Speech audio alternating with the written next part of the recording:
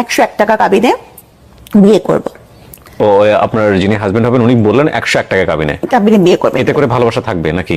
না তা জানি না, উনি বললেন যে আমি 101 টাকা কাবিনে বিয়ে করব। তখন কাজী সাহেব বলেন যে আপনি কি আমার সাথে মশকরা করছেন?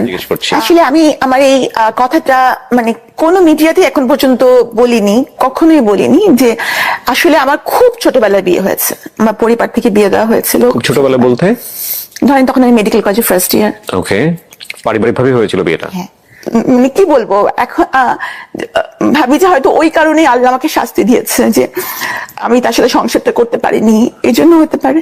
দেখেন আল্লাহ কিন্তু আমাকে ইশারা দিয়েছিল, আল্লাহ কিন্তু মানুষকে ইশারা দেয়, কিন্তু আমরা এত বোকা যে আমরা আল্লাহর ইশারা ধরতে পারি না। আসসালামু আলাইকুম প্রিয় দর্শক এবং শ্রোতা, আল্লাহ সর্বাবস্থায় আমাদের সবার মঙ্গল করুন সেই দোয়া এবং শুভকামনা জানিয়ে শুরু করছি লাইফের অন্যতম একটা এপিসোড। অনেকদিন পরে লাইফের একটা এপিসোড করছি।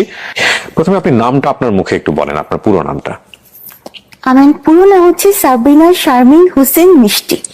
সাবরিনা শারমিন হোসেন মিষ্টি, কিন্তু আপনাকে সাবরিনা নামে মোটামুটি সবাই ডাকেন, তাই কি?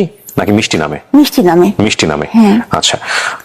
বর্তমান বয়স যদি বলতে কোনো আপত্তি না থাকে? মেয়েদের তো বয়স বলা ঠিক না, কিন্তু আমার গেস্টের সবাইকে আমি বয়স বলতে বলি। আপনার আপত্তি থাকলে আমি চাইবো না আপনি বলেন, কিন্তু ইটস লাইক বয়স তো বয়স, এটা নিয়ে আসলে গোপন করে করাটা কি বা কোনো কিছু? মেয়েরা সবসময় বয়স গোপন করতে চায়, আমিও সেই দলে। Okay fine. সো আপনার জন্ম জেলা কোথায়? আমি ঢাকা ধানমন্ডিতে আমার জন্ম। ধানমন্ডিতে আপনি বড় হয়েছেন? না, আমার জন্মের পরপরই উইদিন 1 ইয়ার আমি চলে যাই নেদারল্যান্ডসে। হ্যাঁ, ওখানে আমার আব্বু হচ্ছে এমএস করেন, পিএইচডি করেন, তো অনেক বড় একটা সময় আমার ওখানে কেটেছে। ওকে, বাবা কি করতেন? গভর্নমেন্ট জব করতেন, সরকারের অতিরিক্ত সচিব হিসাবে উনি রিটায়ার করেছেন। ওকে, কয় ভাই বোন ছিলেন আপনারা? আমরা 2 বোন। 2 বোন ছিলেন, আপনি বড়? জি। ওকে, শুনি আসলে আমার শৈশব সম্পর্কে আছে না যে অনেকেই বলেন যে যদি শৈশবের দিনগুলো ফিরে পেতাম, কিন্তু আমি শৈশবের কথা চিন্তা হলে আমি পুরো ভয় পেয়ে যাই, না আমি কোনোদিন শৈশবে ফিরতে চাই না। কেন? কারণ আমার শৈশবটা অনেক বোরিং, মানে শুধু পড়া পড়া পড়া ছাড়া আমার শৈশবের কোনো স্মৃতি নাই। মানে এমন কিছু নাই যে আমি এটা মানে মেমোরাইজ করে খুব খুশি হব বা ভাল লাগছে, এরকম না। আমাদের সময়কার বাবা মা তারা হচ্ছে যে স্কুলের বেতন যেমন দিতেন সেরকম আবার বেতও চালাতেন, মানে বেত এবং বেতন একসাথে চলতো। তো যেমন ধরেন যদি ক্লাসে টপ করা না যায় তাহলে কিন্তু নতুন বছরের বই পাওয়া যাবে না। হ্যাঁ, কারো কাছে পুরান বই এনে সেট এনে হয়তো চলতে হবে, এরকম অবস্থা। তো খালি পড়া পড়া পড়া ছাড়া আমার শৈশবে তেমন কোনো আমি মনে করতে পারি না যে খুব আনন্দ ঘন কিছু ঘটেছে বা কোথাও বেড়াতে যাওয়া। এমনকি কেউ কোনো ফ্রেন্ডস যদি কোনো কারণে মানে কলোনির যদি কোনো কিছুর কারণে আসতো, তাতেও আবার আব্বা তাকে ধমক দিয়ে বিদায় করে দিত। তোমার কি কোনো পড়াশোনা নাই, তুমি আমার মেয়েকে ডিস্টার্ব করতে আসছো? ওকে, সো মেয়ের কারণে হয়তো একটু বেশি কনজারভেটিভ ছিলেন বাবা। হ্যাঁ, মানে আমার বাবা খুবই কনজারভেটিভ ছিল। আমার পড়ার ব্যাপারে আমার আব্বা খুবই সিরিয়াস ছিলেন সবসময়।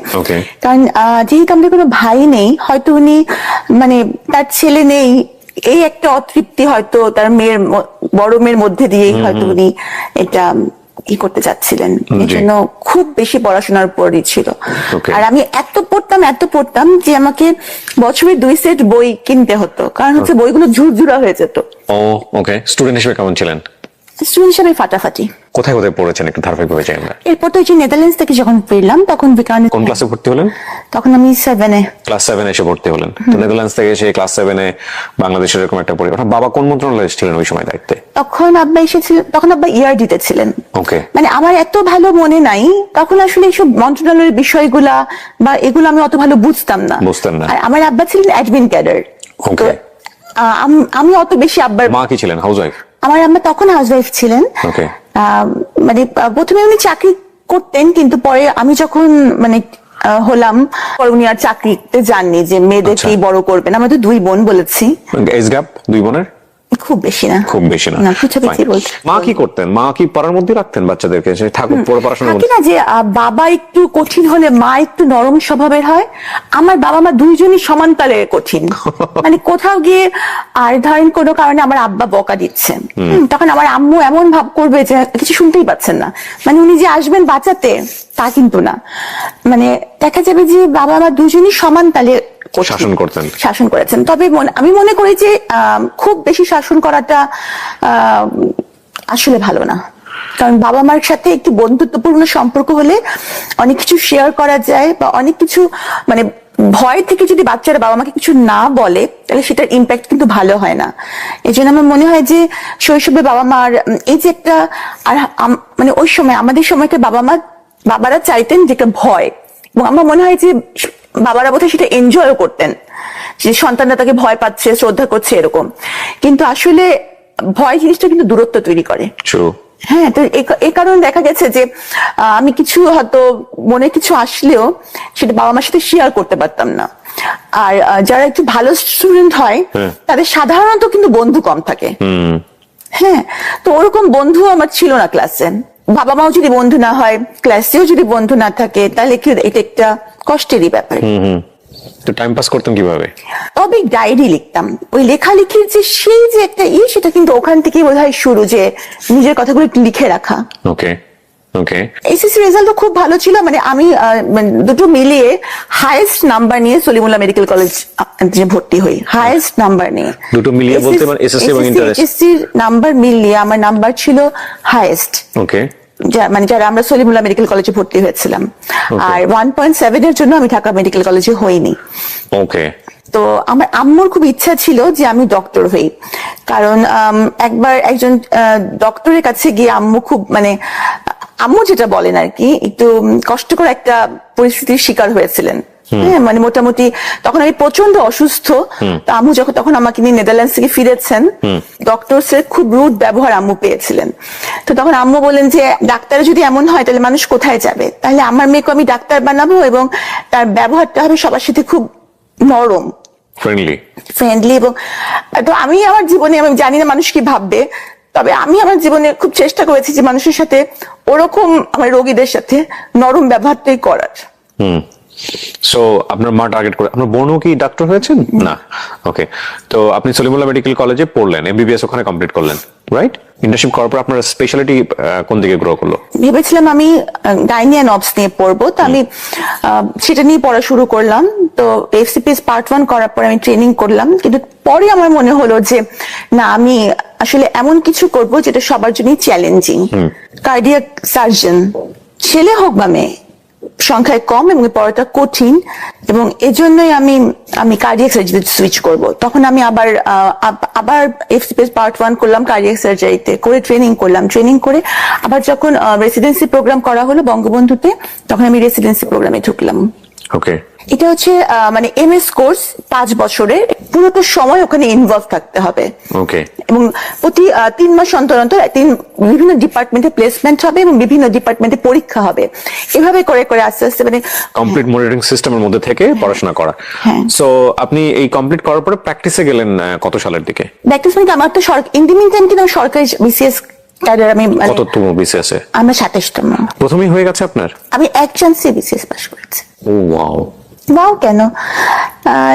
না, আমি তো করতে পারিনি, এই জন্য ওয়াও বলছি আর কি। আমার কাছে পরীক্ষা দিয়েছিলেন? হ্যাঁ, আমি বেশ কটা পরীক্ষা দিয়েছিলাম। একটাতে আমার ভাইভাতে গিয়ে আমার সঙ্গে খুব অনভিপ্রেত একটা ঘটনা ঘটে, যেটা আমি এই মুহূর্তে বলতে চাই না। বললে হয়তো অনেকেই বলতে চান না, এমন কিছু আছে? হ্যাঁ, অনেক কিছু আছে, অনেক কিছু আছে। সবাই সবকিছু জানে না এবং সবকিছু বলাও যায় না, উচিত না। হ্যাঁ, ইভেন আমার সাথে বিসিএস ভাইভাতে যে ঘটনা ঘটেছে সেটা যদি আমি বলি আপনার এই ইন্টারভিউতে, সেটা তোলপাড় হয়ে যাবে পুরো ঘটনা। এবং আমি মানুষের নাম মনে রাখতে পারি না। যে ভদ্রলোক আমার ইন্টারভিউ নিয়েছিলাম, আমি ডেফিনেটলি শিওর সে হয়তো এখনো কর্ম অবস্থার মধ্যে আছে। আমি তার নামটা পর্যন্ত মনে রেখেছি জীবনে। আমার ধারণা কোনোদিন আল্লাহ তার সামনাসামনি আমাকে করাবেন, এবং দেন আমি তাকে একটা ধন্যবাদ দিব যে আপনি আমাকে সেদিন সিলেক্ট না করে ভালো কিছুই করেছিলেন। যাই হোক, সো ওটা একটা অন্য প্রসঙ্গ। আপনি আপনি অনেক মেরিটোরিয়াস। আমরা কি ঈদে মানে লাইভে আছি? না না, কেউ দেখছে না, এটা রেকর্ড হচ্ছে জাস্ট। আপনার প্রথম পোস্টিং কোথায় ছিল? দিনাজপুরের রামডুবির হাট। গিয়েছিলেন ওখানে? হ্যাঁ, ওখানে 1.5 বছর আমি ছিলাম। 1.5 বছর। It's okay. আপনার ওখানকার অভিজ্ঞতা কেমন ছিল? তখন অবস্থা এমন ছিল যে ওখানে থাকতে অনেক কষ্ট হয়েছে। আমি তখন ওই যে এফসিপিএস করলাম যখন, তখন ট্রেনিং পোস্টে আমার পোস্টিং হয়ে গেল ঢাকা মেডিকেল কলেজে, তখন চলে আসলাম। কিন্তু ওই সময়টুকু খুব কষ্ট হয়েছে। আরেকটা ব্যাপার কি, আমার আব্বা হচ্ছে যে এমন মানুষ যে আমার আব্বা কখনো কারোর কাছে কোনো সুপারিশ তার মেয়ের জন্য কখনো করবেন না। আমার আব্বা কিন্তু যখন আমি মেডিকেলে মানে ভর্তি পরীক্ষা দেই, তখনও আমার আব্বা সরকারি চাকরিতে আছেন, উচ্চপদস্থ কর্মকর্তা। আবার এমনকি যখন বিসিএস পরীক্ষা দিই, তখনও আব্বা সরকারি চাকরিতে। কিন্তু আমি আব্বাকে ভুলেও বলিনি যে আমার কবে মানে ভাইভা হবে, কারণ আব্বা কিছু বলবেনও না এবং মানে কোনো লাভও নাই এবং আমি চাইও না। আচ্ছা। হ্যাঁ, মানে আমার আব্বার সাথে ওই যে বললাম একটা দূরত্ব ছিল, এই জন্য একটা ইগোর কনফ্লিক্ট কিন্তু সবসময় ছিল, Okay. যে আমার কিছু জন্য আমি আব্বার কাছ থেকে সাহায্য নিব না। ওকে। তো বা আমার আব্বার কাছে আমি কিছু চাই না, বা তার কাছে আমি ছোট হব না। আমি মানে এই জিনিসটা তখন বুঝতে পারতাম না যে বাবা মার কাছে মানুষ সবসময় ছোটই। Sabrina, if you want to cry there is no problem, you can cry. হ্যাঁ, কান্না হাইড করতে হবে না, কান্না আমাদের জীবনের একটা অংশ।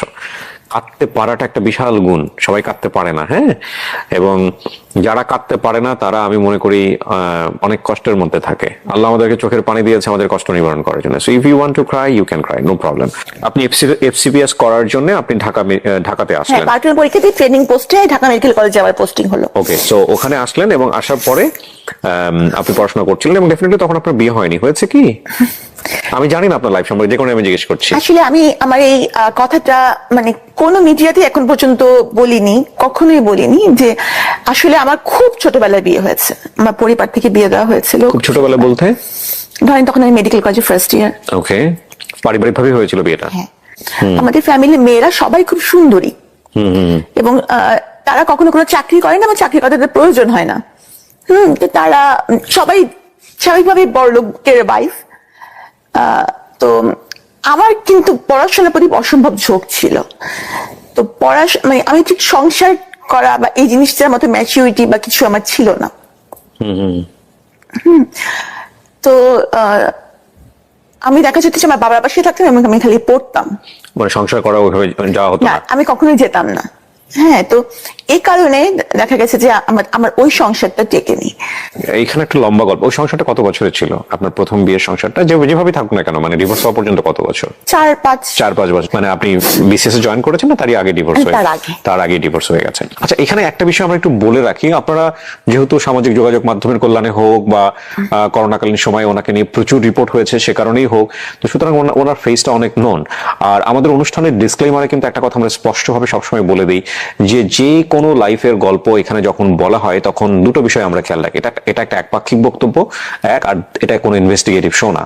এবং আমরা সচেতনভাবে চেষ্টা করি যদি ওনার বক্তব্যের জায়গাটি থেকে এমন কোনো ব্যক্তি বা প্রতিষ্ঠানের নাম আসে যেটা ওনার বক্তব্যের প্রেক্ষাপটে হেয় বা অপমানজনক হতে পারে, তাহলে ওই ব্যক্তি এবং প্রতিষ্ঠানের নাম এবং আইডেন্টিটি সমস্ত কিছু আমরা হাইড করি। এটা হচ্ছে এক। 2 নম্বর পয়েন্টটা হচ্ছে যে ওনার যেহেতু বর্তমানে একটি মহামান্য আদালতে একটি মামলা চলমান অবস্থায় রয়েছে এবং সেহেতু এই পুরো কন্টেন্ট মানে সোশ্যাল মিডিয়াতে ওনার এই যে বক্তব্যটি যাচ্ছে লাইভ থেকে, studio of creative arts and থেকে, এই বক্তব্যের কোনো অংশই জাস্টিফাইড না, মানে আমাদের জায়গা থেকে জাস্টিফাইড না। আমরা কোনোভাবে ইনভেস্টিগেট করে এটা প্রচার করছি না, জাস্ট এটা ওনার জীবনের একটা ফিলোসফি, মতামত। সে অর্থে কে গুরুত্ব দেবেন কে গুরুত্ব দেবেন না তার ব্যাপার। তো সে জায়গা থেকে আমরা কোনো অংশই কখনোই যাতে করে কোর্ট বা অন্যান্য জায়গাতে যাতে এটা কোনো এভিডেন্সের ব্যবহার না করা হয় সেই ব্যাপারে আমরা স্পষ্টভাবে এই অনুষ্ঠানের শুরুতেই দিক নির্দেশনা দিয়ে রাখছি। তো এক পর্যায়ে কি আপনি সিদ্ধান্ত নিলেন নাকি ফ্যামিলিগত ভাবে? ফ্যামিলিগত ভাবেও না, আমিও না, কারণ ওরকম চিন্তা ভাবনা আমার ছিল না। আমার হ্যাঁ, হাজবেন্ডই দিয়েছে এবং উনি অসম্ভব ভালো মানুষই ছিলেন। আচ্ছা, কিন্তু উনি তো বিয়ে করেছেন সংসার করার জন্য, তাই না? সুতরাং উনি তো আর এটা মানে উনি কতদিন এরকম করবেন, মানে সংসার করার মতো ম্যাচুরিটি আসলে তখন আমার ছিল না। আপনারা দুজন বসতেন, বিষয়গুলো নিয়ে আলোচনা হতো যে উনি আসলে কি চান, বা বিয়ের আগে আপনারা কোনো কথোপকথন করেছেন কিনা? একদমই কোনো কথোপকথন হয়নি? না। বাবার জায়গা থেকে এত বড় ভুল হতে পারে? এত শিক্ষিত একজন মানুষ। না, উনি তো আমার বাবা তো মানে আমি বললাম মানে আমার প্রথম হাজবেন্ড যিনি ছিলেন উনি তো অনেক শিক্ষিত। কিন্তু বাবা তো নিশ্চয়ই বিয়েটা অ্যারেঞ্জ করেছেন বা মা তো, তো ওনারা তো নিশ্চয়ই মেয়ের মেন্টালিটিটা জানতেন বা অতটা মানে বিশাল দূরত্ব, আসলে মানে বিশাল দূরত্ব তো বলতেই হবে, এতটা জানতেন না। কারণ আমার বাবা মা যাকে আমার জন্য ঠিক করেছিলেন বা বাবা মা করেছিলেন ওনারাই আসলে রাইট ছিলেন। ওকে, কিন্তু আপনি এই সময়টাতে মানতেন না? আমি এটা বুঝিনি, কারণ আমরা আসলে বেশিরভাগ সময় ছেলেমেয়েরা বুঝি না যে বাবা মা আমাদেরকে বুঝেই কাজটা করেন। যেমন উনি ছিলেন, উনি বিসিএস ক্যাডার ছিলেন। উনি বিসিএস ক্যাডার ছিলেন? উনি বিসিএস ক্যাডার ছিলেন। উনি কি মেডিকেলে ছিলেন? না, উনি বুয়েট থেকে পাশ করা। ওয়াও। হ্যাঁ, এবং ওনার বাবা আমার বাবার সার্ভিসের মানে কলিগ। আচ্ছা। হ্যাঁ, তো সুতরাং খারাপ কোনোভাবেই না, ফ্যামিলিগতভাবেও যথেষ্ট ভালো, খুবই ভালো, উনিও খুবই ভালো। কিন্তু কথা হচ্ছে কি দুটা মানুষ ভালো থাকলেও কিন্তু তাদের মধ্যে বিচ্ছেদ হতে পারে। কিন্তু আমার মানে মাথায় যে বিচ্ছেদ হবে সংসারের বুদ্ধি ছিল না, বিচ্ছেদ হবে এই বুদ্ধিও ছিল না, বা বিচ্ছেদ হলে এটার ইম্প্যাক্ট কি হতে পারে এই ম্যাচুরিটিটাও ছিল না। Okay. তো হয়তো মানে আমি মানে কি বলবো এখন ভাবি যে হয়তো ওই কারণেই আল্লাহ আমাকে শাস্তি দিয়েছে যে আমি তার সাথে সংসারটা করতে পারিনি, এই জন্য হতে পারে। ডিভোর্সটা আপনি দিয়েছেন, accept করলেন আপনি, এবং করার পরেও আপনার পড়াশোনা ভালোই চলছিল, আপনি বিশেষ করে আপনিও জয়েন হ্যাঁ, মানে করেন। আমার মাথায় খালি যে আমার ক্যারিয়ার, আসলে আমি বুঝতে পারিনি যে ক্যারিয়ারটি মানুষের জীবনের সব না। আপনার কিছু কিছু কথা আজকে এত মূল্যবান আমাদের সবার জন্য। ওকে, ডিভোর্সের পরের গল্পটা, আমরা সেকেন্ড মানুষটা যে আপনার জীবনে আসলো, সে কিভাবে আসলো আসলে? উনি ইভেন্ট ম্যানেজমেন্ট করতেন। আচ্ছা। তো ইউজুয়ালি উনি সরকারি এবং বেসরকারি বিভিন্ন ইভেন্ট গুলো অ্যারেঞ্জ করতেন। জি। তো আমাদের কার্ডিয়াক সার্জারি একটা ইন্টারন্যাশনাল কনফারেন্স হয়েছিল রেডিসনে কার্ডিয়াক সার্জনদের। তো তখন আমি স্টুডেন্ট বঙ্গবন্ধুর, তো আমি ওই কনফারেন্সে একটা পেপার প্রেজেন্ট করি। তো তখন ওনার সাথে ওই ইভেন্টটা ওনারা অর্গানাইজ করেছিলেন। তো তখন ওনার সাথে আমার ওই ইভেন্টে পরিচয় হয়। জি। হ্যাঁ, তারপর তখন আমার বাবা মা কেউই দেশে থাকতেন না, এবং আমি আপনাকে বলেছি আমি মোটামুটি একটু বন্ধুহীন, মানে খুব বেশি বন্ধু। ছোট বোনটা কোথায় তখন? আমেরিকাতে। ছোট বোন তখন আমেরিকাতে, বাবা মাও আমেরিকাতে? হ্যাঁ, আমার পরিবারে কেউ বাংলাদেশে থাকেন না। তো আপনি চলে গেলেন না কেন? মানে আমি যে খুব অড টাইপের একটা কোশ্চেন, দ্যাটস ইওর ফ্রিডম, আপনার ব্যক্তি স্বাধীনতা। হ্যাঁ, তারপর আমি চলে যেতে পারতাম, আপনি কিন্তু যান আমি নাই কেন? যেহেতু প্রথমত আমি মেডিকেল কলেজে ভর্তি হয়েছি, তো এই পড়াটা আমার কাছে ছিল যে আমি এখানে পড়ছি, আমি যাব না। এরপর পরবর্তীতে যখন আমি বিসিএস ক্যাডার হলাম, তখন তো ওখানকার সিটিজেনশিপের জন্য অ্যাপ্লাই করার কোনো প্রশ্নই ওঠে না, কারণ এখানকার সরকারি কর্মচারী তো ওখানকার সিটিজেনশিপ অ্যাপ্লাই করতে পারেন না। So আপনি চাইলে এগুলো ছেড়ে দিয়ে চলে যেতে পারতেন। হ্যাঁ, অফকোর্স চলে যেতে পারতাম, কিন্তু আপনি সেটা করেননি। না। কেন করেননি? আমি অসম্ভব, মানে আমার ক্যারিয়ারটাই আমার মাথায়, যদিও ওখানে গিয়ে গিয়েও আপনি আমি ক্যারিয়ার করতে পারতাম। আপনার ফ্যামিলি কি চাইতো ওই সময়টাতে? আমার ফ্যামিলি চাইতো আমি চলে যাই। আমার কাছে কেন জানি মনে হচ্ছে আপনার ফ্যামিলির সাথে আপনার একটা বড় ধরনের বার্গেনিং হয়েছে এই বিষয়গুলো নিয়ে, এবং সেটাও খুব সহজ বার্গেনিং ছিল না, কারণ দুটো মাত্র মেয়ে, বড় মেয়ে তাকে বাংলাদেশে রেখে যাচ্ছে এবং অলরেডি সে ডিভোর্স। না, আমার বাবা কিন্তু বেশি সময় আমেরিকা থাকতেন না, কারণ ওনার ইবাদতের অসুবিধা হতো। কারণ হচ্ছে যে মসজিদ যেতে হতো আমার আব্বুকে, তো সে তো অনেক দূর, তো কে তাকে নিয়ে যাবে ড্রাইভ করে? ওখানে রোজা রাখা, ওই সময়গুলো কিন্তু একটু বড় সময় আমার আব্বা দেশে থাকতেন। আচ্ছা। কিন্তু যখন আমার এই হাজবেন্ডের সাথে আমার পরিচয় হয়েছিল, ওই সময়টা আমার আব্বা দেশে ছিলেন না। পরিচয় থেকে পরিণয়ের দিকে গেল কিভাবে? উনি যেহেতু ইভেন্ট ম্যানেজমেন্টে ছিলেন, ইভেন্ট ম্যানেজমেন্ট কিন্তু মানুষকে মোটিভেট করার ক্ষমতা রাখে, মানে কথা দিয়ে মুগ্ধ করাটা তাদের একটা কাজেরই অংশ। জি। তো নিশ্চয়ই আমি মুগ্ধই হয়েছিলাম, যেহেতু তখন আমি ডিভোর্সও ছিলাম, সেও তাই ছিল। তো তখন আমারও তাকে পছন্দ হয়েছিল। জি। প্রস্তাবটা কে দেয় ফার্স্ট? আমি। আপনি তাকে দিয়েছিলেন প্রস্তাবটা? ওকে। ওই ভদ্রলোক এখন জেলে আছেন, আমি যদি ভুল না করে থাকি, নাকি? না, আমি শুনেছি, মানে আমি তো শিওর না, অবশ্যই এটা বলতে পারছি না। মানে আমার সাথে তার কোনো যোগাযোগই নেই, উনি আমার জন্য মরে গেছেন, এই জন্য কোনো যোগাযোগ আমি রাখিনি। I'm not sure, আপনার যে ভদ্রলোকের কথা বলা হচ্ছে সে তো আপনার সঙ্গে জেলে যায় বা এরকম, রাইট? আমার আগে যায়, আমার মানে নিয়ার অ্যাবাউট 1 মান্থ আগে সে জেলে যায়। আমি শুনেছি উনি বের হয়েছেন। এটা কোনো কিছু ম্যাটার করে না, কারণ সে আমার জন্য মরে গেছে। সে জেলে থাকুক, সে বাইরে থাকুক, সে কোথায় থাকুক, সে আমার কাছে দুনিয়ার বাইরে। ফাইন। আপনি তাকে প্রস্তাব দিলেন বিয়ে করার জন্য বা প্রেমের সম্পর্কে যাওয়ার জন্য, এটা কোন সময়ের ঘটনা? এই যে 2015 সালের দিকে আপনি তাকে প্রস্তাব দিলেন। তার জায়গা থেকে বিষয়টা কি ছিল, রেসপন্স কি ছিল?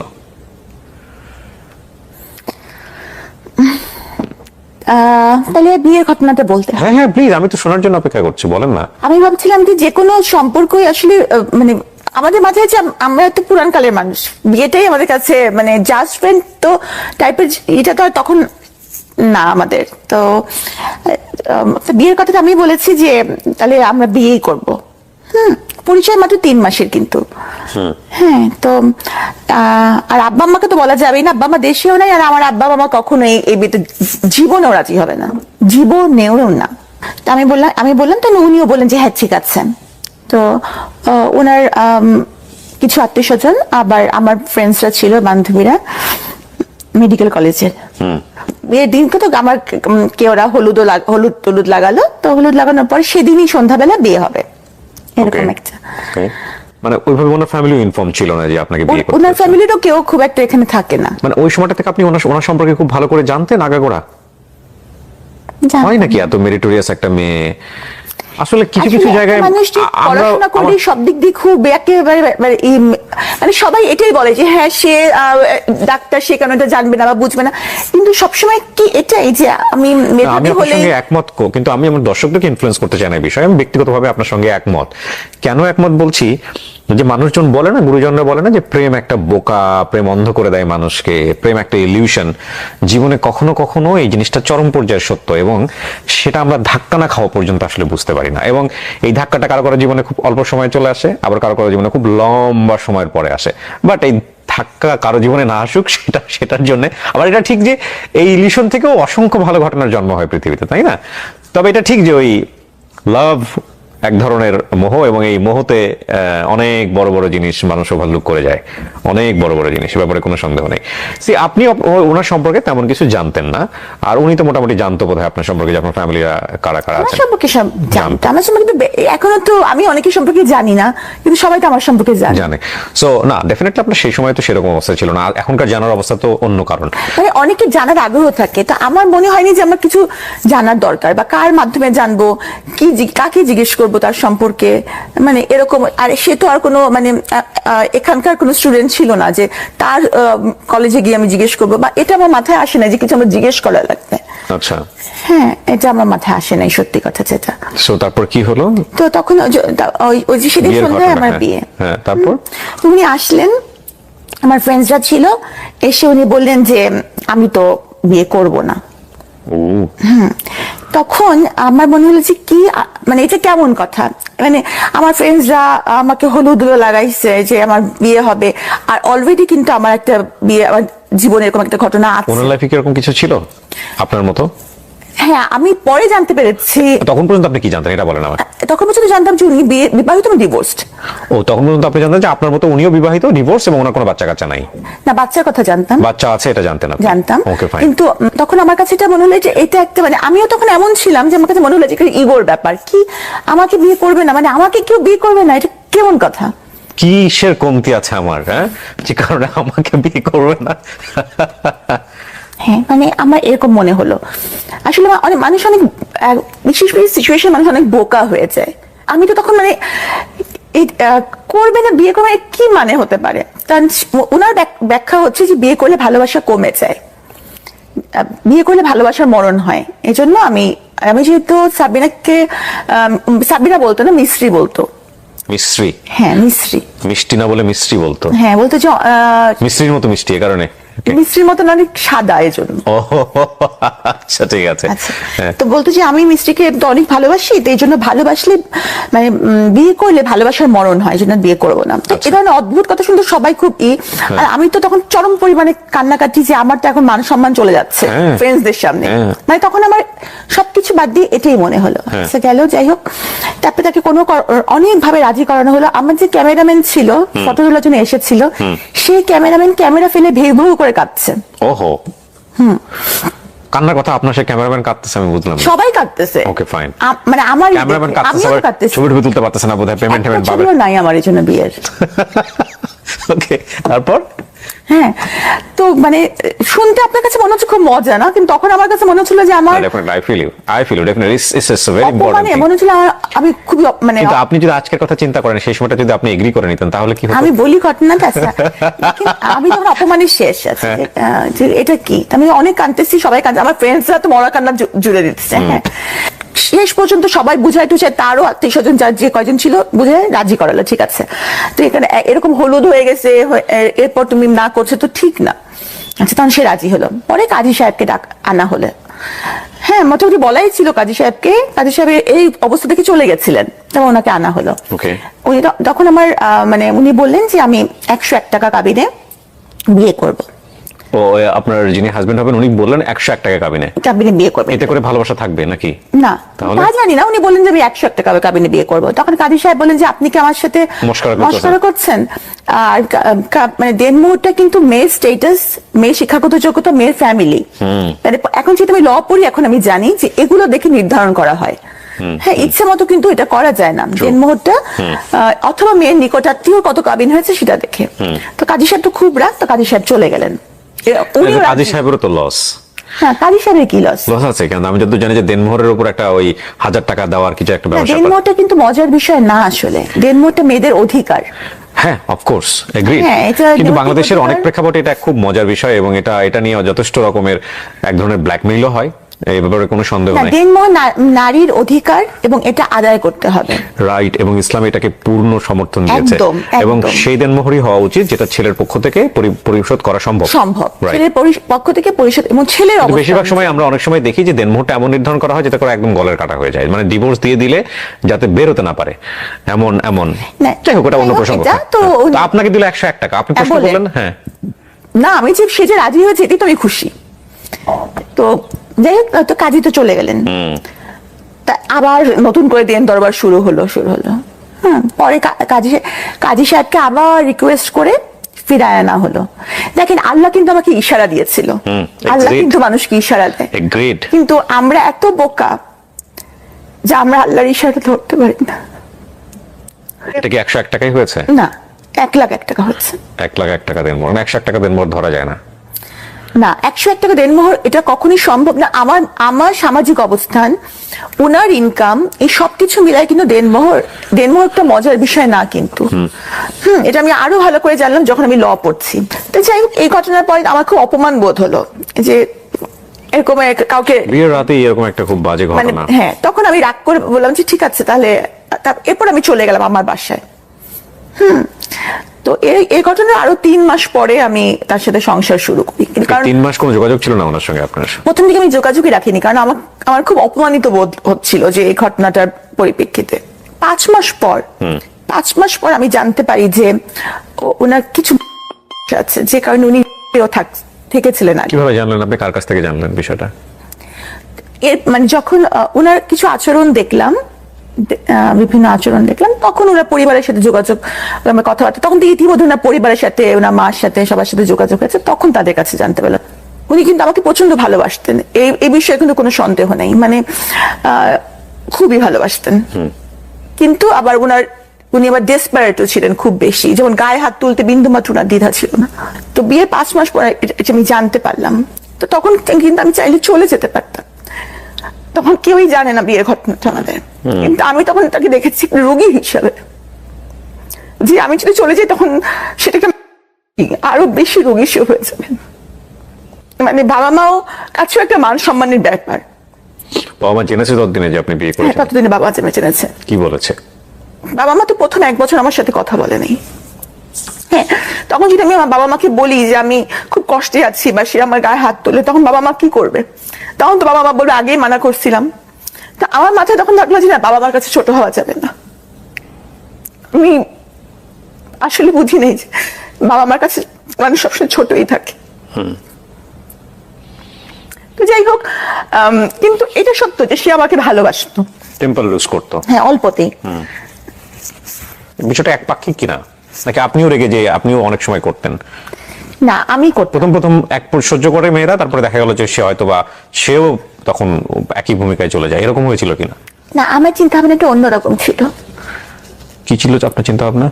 মানে যেটা বলছেন এটা পাবলিকলি বলছেন, কিন্তু উনি চাইলে ডিফেন্ড করতে পারবে ভবিষ্যতে, সেই জায়গা থেকে বলছেন। হ্যাঁ, উনি তো চাইলে ডিফেন্ড করতেই পারবেন, কারণ আমি তো যা সত্য তাই বলছি এখানে। তো মানে আমার ওনার আত্মীয় স্বজনরাও নিশ্চয়ই দেখবেন, ওনারা সবাই দেখবেন। হ্যাঁ, যে ভালোবাসাটাও ওনার আত্মীয় স্বজনরা দেখেছেন, গায়ে হাত তুলতো সেটাও ওনার আত্মীয় স্বজনরা দেখেছেন। ওনার আত্মীয় স্বজনরা মানা করতেন যে মিষ্টির গায়ে কেন হাত তুলিস, বলতো ওনাকে। ওনার আত্মীয় স্বজনরা সবাই বলতো। আর একটা ব্যাপার কি, মানে সবাই ভাবে যে একটা মানুষ যখন, একটা মেয়ে যখন মানে ফিনান্সিয়ালি ইন্ডিপেন্ডেন্ট হয়, তখন হয়তো তার মানে কোনো পারিবারিক দায়বদ্ধতা থাকে না, হয়তো তার স্বামীর কথা শুনতেই হবে এমন কোনো বিষয় থাকে না। কিন্তু কথাটা কিন্তু একদম ঠিক না। বরং যারা ফিনান্সিয়ালি ইন্ডিপেন্ডেন্ট হয়, বা যাদের একটা সার্কেল থাকে, তারা কিন্তু অনেক কিছু পরিবারের জিনিস গোপন করে, পাছে যাতে বদনাম হয় বা পাছে লোকে কিছু বলে, এজন্য। আমি তখন আমার মধ্যে একটা ছিল যে ওই সময় আমার আগের ফেসবুকে বেশিরভাগ ছবি আমি আমার হাজবেন্ডের সাথে খুব হাসি খুশি ছবি দিতাম, যে অ্যাটলিস্ট সবাই দেখুক আমি ভালো আছি। কারণ কাউকে খারাপ আমি আছি এটা দেখায় তো কোনো লাভ নাই। আর আমি বারবারই বলতেছি যে উনি কিন্তু আমাকে ভালোবাসতেন, কিন্তু না ভালোবাসাটা ছিল একটু অন্যরকম। হ্যাঁ, যেমন গাড়ির মধ্যেও কিন্তু যখন উনি ড্রাইভ করতেন উনি কিন্তু আমার হাত ধরে বসে থাকতেন, যে কিছু হলেই যে মানে বা আমি যদি কোনো ফোন আসলে হাত সরিয়ে নিতাম, উনি বলতেন মিস্ত্রি তুমি হাত সরিয়ে নিলা কেন, তুমি কেন হাত সরিয়ে নিলা, মানে কেন তুমি আমার চেয়ে বেশি ফোনটাকে প্রায়োরিটি দিচ্ছ, এই মোমেন্টটাকে কেন প্রায়োরিটি দিচ্ছ না, দ্যাট এটা কিন্তু কোশ্চেনেবল, এটা আসলেই কোশ্চেনেবল। মানে ফোনটার সময় কেটেই দেওয়া উচিত ডেফিনেটলি, কারণ ইটস বিউটিফুল মোমেন্ট। যাই হোক, আমি জাজমেন্ট করছি না, মানে বিউটিফুল মোমেন্ট কি আমি মানে as a doctor I have to attend my phone calls, কারণ আমার রোগীরা ফোন করে, তখন তুমি ফোন না ধরে থাকতে পারবে না। আমার হসপিটাল থেকে ফোন আসে, ফোনেও না সমস্যা নাই, মানে হাতটা ছেড়ে দিয়ে ফোনটা ধরে আবার হাতটা ধরলাম না কেন, ও এটা তো উচিত ছিল আপনার হাতটা ধরা। হ্যাঁ এই তো মানে এই মানে এই ব্যাপারগুলো সে মানে নোটিস করতো মানে কতটুকু সে আমাকে ভালোবাসে। এখানে আসলে জানি না বলাটা ভাবে ঠিক হবে কিনা, মানে এক্সপেক্ট করতো অনেক কিছু, মানে ও আপনাকে অনেক লাভ করতো, এটা আপনি যেমন বুঝতে পারতেন, সেটা ইন রিটার্নও সে অনেক কিছু এক্সপেক্ট করতো, বাট আপনার লাভ এক্সপ্রেশন তো আপনার মতো, হয়তো সেও বুঝতে পারতো না এই বিষয়গুলো। যাক, আমরা আসলে জাজমেন্টে না নিই, কিন্তু আমি যেটা বলতে চাচ্ছি যে বিয়ের পরে আপনি এমন কিছু কি জানলেন যেটা আপনি বিয়ের আগে জানতেন না? এই যে আমার বিষয়টা, এছাড়া থাকা বিষয়টা তো খারাপ না, ও থেকে ভালো হয়ে আসছে না, ভালো হয়ে এসেছিল, কিন্তু মানে এরপর যে এই যে জিনিসগুলো আমার সেটা ছিল, এবং দেখা গেছে যে এই পুরো 5 বছরে কিন্তু উনি ওষুধ খেয়েছেন, আমি ওনাকে রেগুলারই মানে উনি ট্রিটমেন্টে ছিলেন। কিন্তু আপনার মেডিকেল ভাষায় এটা কি আপনি খারাপ বলবেন? মানে একটুও খারাপ না, এই জন্য আমি তাকে ছেড়ে যাইনি। ওকে, এই জন্য আমি তাকে ছেড়ে যাইনি, কারণ আমি জানতাম যে আমার সাপোর্ট তার দরকার, কারণ যে কোনো কিছুতেই সে বলতো মিস্ত্রি আমার এই সমস্যা, তুমি কিছু একটা করো। তো উনি মানে যে কোনো কিছুতে মিস্ত্রি ছাড়া সে কিছু করতো না, বুঝতো না। হ্যাঁ মানে বুঝতো না। তো তারপরে কি হলো, মানে এই ধরনের একটা ঘটনা কেন আসলো 2020 সালে বোধহয়, না কি হয়েছিল বলেন তো? আসলে ব্যাপারটা হচ্ছে কি যে উনি কিন্তু আগেই মানে মানে এই ইভেন্ট ম্যানেজমেন্টের কাজগুলো করতো, তো উনি এই করোনার কাজটা নিয়েছিলেন। তো করোনার কাজটা ওনার কিন্তু কোনো হসপিটাল ছিল না, অনেকেরই ভুল ধারণা একটা আছে যে ওনার বোধহয় কোনো হসপিটাল ছিল। উনি কিন্তু ইভেন্ট ম্যানেজমেন্ট করতেন, মানে বুথ বানিয়ে যে স্যাম্পল কালেকশন করতেন, এতটুকুই ওনার পারমিশন ছিল। ও বুথ বানিয়ে বিভিন্ন স্যাম্পল কালেকশন করে কার কাছে পাঠাবে তাহলে সে? এটা পাঠাবেন যে সরকারি যে এগুলো যে যারা টেস্ট করেন সেখানে, তার তো কোনো টেস্টের কিন্তু বুথ বানিয়ে যে স্যাম্পলটা কালেক্ট করবেন উনি, এটার কি অনুমতি ছিল? হ্যাঁ, এটা অনুমতি ওনার ছিল। আচ্ছা, এটা কি সরকার থেকে অনুমতি দিয়েছিল? হ্যাঁ। আচ্ছা, তারপর তো এই যে ওনার অ্যাডমিনিস্ট্রেটিভ ব্যাপারগুলো, এগুলো কিন্তু আসলে আমি খুব একটা বুঝি না, কারণ উনি কিভাবে ওনার ম্যানেজমেন্টটা চালাবেন, উনি তো আগে থেকে ম্যানেজমেন্ট করেন, এই জিনিসগুলো কিন্তু আমার মাথায় ঢোকে না। অনেকেই হয়তো ভাবেন যে সাবিনা ডাক্তার, সাবিনা এগুলো ভালো বুঝছেন, কিন্তু ম্যানেজমেন্টের ব্যাপারটা যে সব ডাক্তাররা বুঝবেন এটা কিন্তু ঠিক না। তো আমি ওনাকে বলতাম যে তুমি তো এই ব্যাপারগুলো খুব একটা জানো না, তাহলে তোমার এই কাজটা নেওয়ার দরকারটা কি?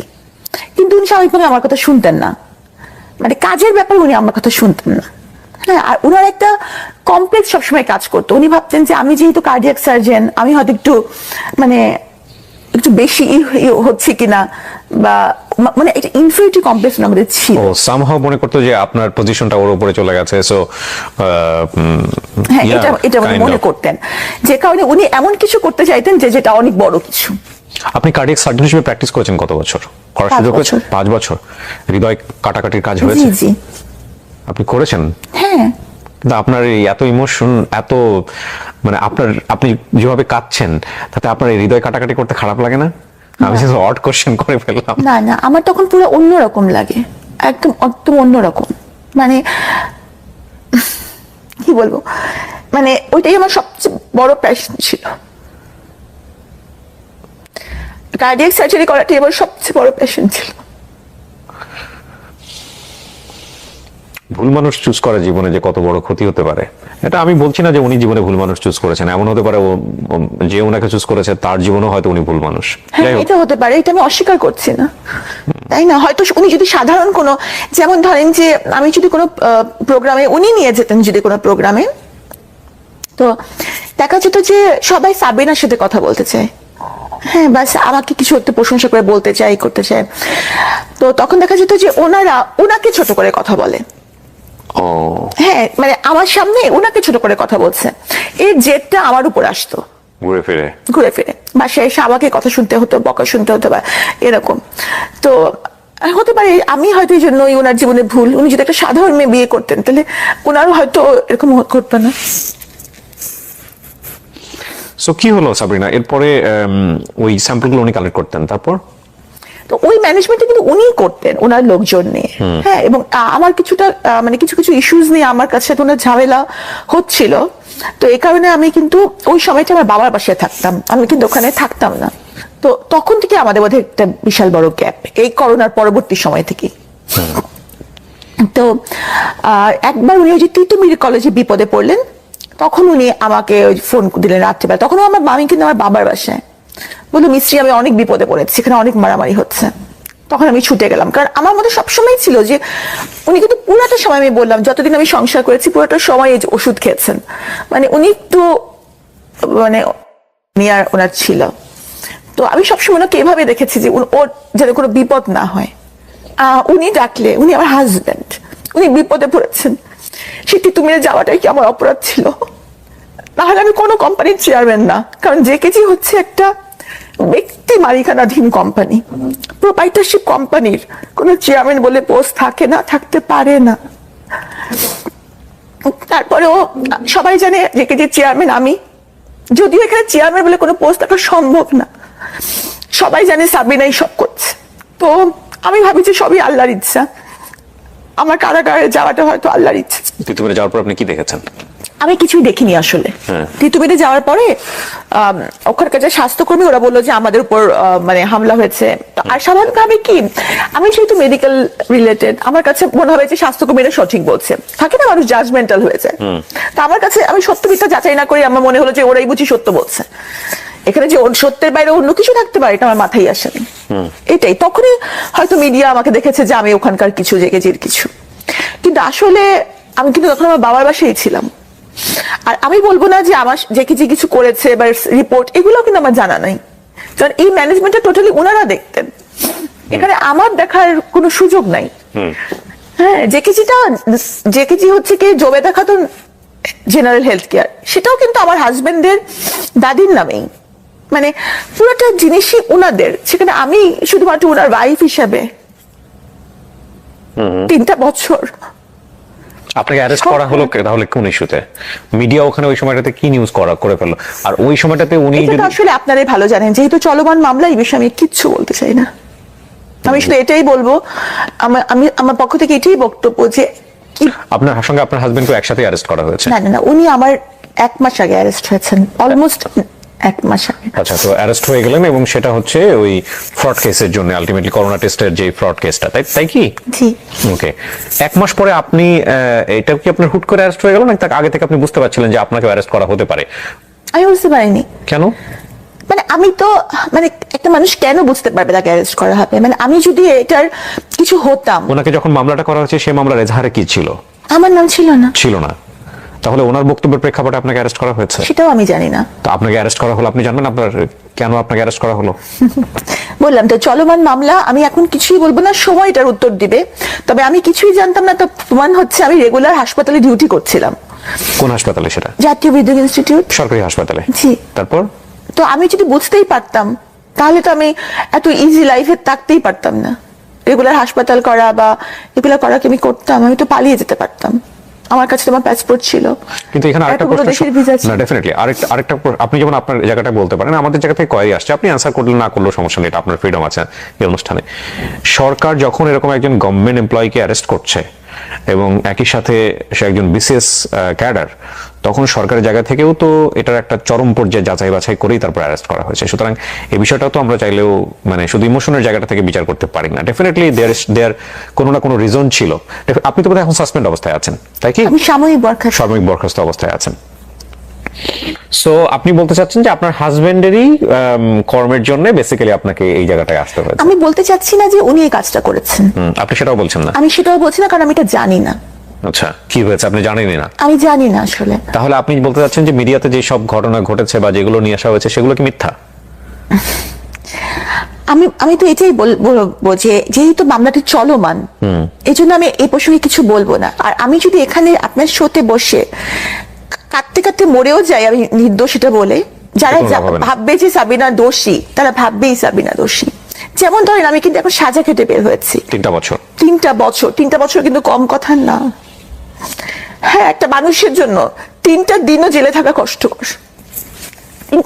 এখনো কিন্তু আমি সাজা খাটার পরেও সাবিনার দিকে অভিযোগের আঙ্গুল রয়ে গেছে। না না, নট লাইক দিস। আপনি 3 বছর কেটেছেন, আপনি সারাটা জীবন বাংলাদেশের সামাজিক প্রেক্ষাপটে কোনোদিন কি আপনি এই এই এই মানুষের যে কুদৃষ্টি সেখান থেকে বেরোতে পারবেন?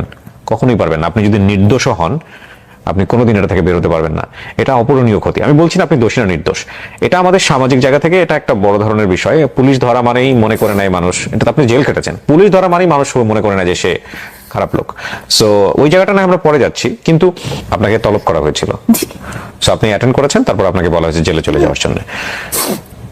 এর আগ পর্যন্ত, এই ঘটনার আগ পর্যন্ত আপনার নামে কোনো ধরনের কোনো ক্রিমিনাল কেস বা কোথাও কোনো কিছু কি আছে সরকারের খাতায়? কোথাও কিছু নাই।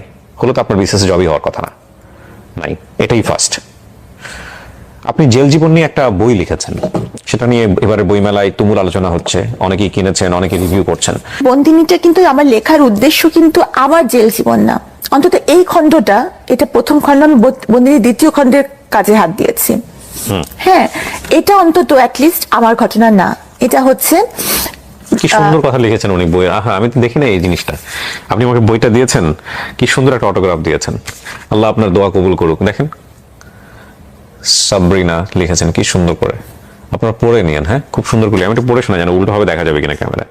প্রচন্ড খ্যাতিমান এই মানুষটিকে আল্লাহ আরো খ্যাতির শিখরে নিয়ে যাক। আলহামদুলিল্লাহ, আল্লাহ আপনার দোয়া কবুল করুক। জি, আপনি যেটা বলছিলেন যে জেলে যাওয়ার গল্পটা। হ্যাঁ, তো এগুলো হচ্ছে এক একটা মেয়ের জীবন কাহিনী, বা একটা মানুষ কখন দেখা যাচ্ছে যে বিভিন্ন রিলেশনে ইনভলভ হয়ে, মানে এইসব। আমি একটা অনুষ্ঠান করতাম, যাহা বলিব সত্য বলিব, হ্যাঁ, এবিসি রেডিওতে। এরপরে আমি সিক্রেট নামে করেছি ঢাকা এফএমে, একই কন্টেন্ট কিন্তু ডিফারেন্ট নামে। সেখানে আমি এরকম অসংখ্য কেস পেয়েছি, অসংখ্য কেস আমি এখানে এভাবে রিভিলও করেছি রেডিওতে, যেটা হচ্ছে যে একজন মানুষ কিভাবে অপরাধী হয়, কি অপরাধ করে এবং এটার পরিণতি কি হয়। তো আপনি যেটা বলছেন সেটা তো ডেফিনেটলি আপনি একবারে গ্যাং যেটা বলে জেলখানায় গিয়ে বসে আপনি জিনিসটা ফেস করতে পেরেছেন। এবং আমি এই প্রেক্ষাপটগুলোর কারণে অ্যাটলিস্ট মানুষ বুঝবে যে এটা করলে অপরাধ হয়, এটা করলে জেলে যেতে হয়। বইটা পড়েন আপনারা, হ্যাঁ, বইটা পড়লে হয়তো আপনাদের একটা নলেজ তৈরি হবে। কিন্তু আপনার অভিজ্ঞতা কি ছিল? যে এই জীবনটা সম্পর্কে তো আপনি জানতেনই না। আপনি একটা সোভার ফ্যামিলি থেকে এসেছেন, আপনি একটা চমৎকার পরিবেশ, নিজের মনস্তাত্ত্বিক জায়গা থেকে এগুলো মেনে নেওয়া তো ভয়ঙ্কর রকমের একটা যুদ্ধ, এক। আর 2 নম্বর হচ্ছে আপনি ওখানে যাওয়ার পরে আপনি কি পেলেন, কেমন অ্যাকোমোডেশন পেলেন, মানে কি হলো, এগুলো একটু আমাদেরকে বলেন। আমি যখন প্রথমে ওখানে গেলাম, আমি তো যেহেতু বিসিএস ক্যাডার ছিলাম, সেহেতু কারা বিধান অনুযায়ী আমি ডিভিশনে ছিলাম। ডিভিশন মানে হচ্ছে একটা, এটা হচ্ছে যে ব্রিটিশ আমল থেকে নির্ধারণ করা একটা আলাদা রুম থাকবে আপনার জন্য, এটা আলাদা রুম থাকবে, সাথে বারান্দা থাকবে, আর হচ্ছে যে একটা সেবক থাকবে। আর খাবার দাবার ব্যাপারটা হচ্ছে যে নর্মাল একজন মানে বন্দি যে পরিমাণ খাবারটা পাবে, সেম মেনুটাই, সেম মেনু, কিন্তু গ্রামস এর কিছু ডিফারেন্স থাকবে। ডিভিশন প্রাপ্ত আসামি পাবে। কিসের? ধরেন আজকে আপনার বরাদ্দ হচ্ছে যে মিষ্টি কুমড়া, হ্যাঁ, একজন নর্মাল বন্দি, আমি সেই মিষ্টি কুমড়াই বরাদ্দ পাবো, কিন্তু আমারটা আমার কুক রান্না করবে। ওকে ওকে, কিন্তু মেনু কিন্তু সেম। গল্প সল্প করার জন্য কোনো মানুষ দেওয়া হবে? উনি গল্প করবে? উনি কি থাকে আপনার সঙ্গে নাকি চলে যেত? না, থাকতো, ওই রুমেই থাকতো, এক রুমে থাকে। উনিও কি জেল জীবন কাটাচ্ছে নাকি? হ্যাঁ, উনি আরেকজন বন্দি। ও, সো জেলের মধ্যে শুধু থাকা না, সার্ভিসও দিতে হয় ওখানে? সশ্রম কয়টা, কারাদণ্ড। ওকে, আমিও তো সার্ভিস দিয়েছি, আমি বাগানের মালিক ছিলাম না, রুমের পাহারাও তো ছিলাম। আচ্ছা আচ্ছা, সশ্রম কারাদণ্ড হয়েছিল আমার। যাদের সশ্রম কারাদণ্ড হয় প্রত্যেকের কাজ করতে হবে, এটা বাধ্যতামূলক। বিভিন্ন রকমের কাজ করতে হয়, এক একজনকে এক একটা, এটা কারা কর্তৃপক্ষ নির্ধারণ করে কাকে কোন কাজটা দিবেন। আচ্ছা, এটা নিজের ইচ্ছা মতো বেছে নেওয়ার সুযোগ নেই। ডেইলি লাইফটা কি ছিল? প্রথম তো খালি বলতাম যে আল্লাহ, আমি মরে গেলাম না কেন, মানে এতটা অপমান আমি নিতে পারছিলাম না। আর একটা মেয়ে যখন কোনো মামলায় সম্পৃক্ত হয়, তো সেই মেয়েটার ব্যক্তিগত জীবন, তার চরিত্র, তার বয়ফ্রেন্ডের সংখ্যা, তার চলাফেরা, তার লিপস্টিকের কালার এমন ভাবে আলোচিত হয় যে সেটা এতটাই ভয়ঙ্কর যে তার জীবন তো জীবন, তার বাবা মার জীবন ধারণ করাটাও কঠিন হয়েছে। আপনি জেলে বসে এগুলো বুঝতে পারছিলেন যে আপনাকে বাইরে নিয়ে কি হচ্ছে? আইডিয়া পাচ্ছিলেন কিছুটা? কিছুটা তো বটেই। কোনো মেয়ে যদি কোনো যৌন হয়রানির ভিকটিম হয়, তখনও কিন্তু তার চরিত্রের দিকে অঙ্গুলি নির্দেশ করা হয়েছিল, হয় যে তার চলাফেরায় নিশ্চয়ই কোনো দোষ আছে। তাহলে চিন্তা করেন যে যেখানে আরেকটা নারী মামলায় সম্পৃক্ততার অভিযোগে অভিযুক্ত হয়, তার চরিত্র নিয়ে কত কথা উঠতে পারে। আর সে যদি একটু আধুনিক হয়, সে যদি একটু গাঢ় কালো লিপস্টিক দেয়, তাহলে তো বুঝেই নেন কি হবে তার সাথে। তার জীবন তো দুর্বিষহ হয়, তার বাবা মার জীবনটাও শেষ।